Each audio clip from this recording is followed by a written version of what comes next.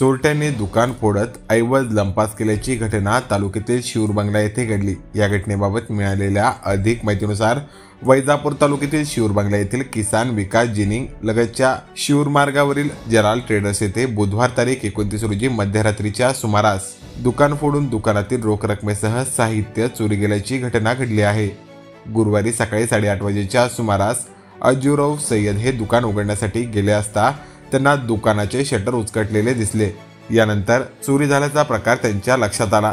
याविषयी चोरीचा प्रकार झाल्यानंतर त्यांनी सीसीटीव्ही कॅमेरे चेक केले असून सीसीटीव्ही कॅमेऱ्यात हा सर्व प्रकार कैद झाला असून दुकानातील गल्ल्यात ठेवलेले चिल्लर नाणी व 10 रुपयांचे नोटाचे बंडल असे जवळपास 15,000 रुपये रोख व बिल्डिंग मटेरियलचे किरकोळ साहित्य चोरी गेल्याचे दुकानदार अज्जुरव सय्यद यांनी सांगितले आहे।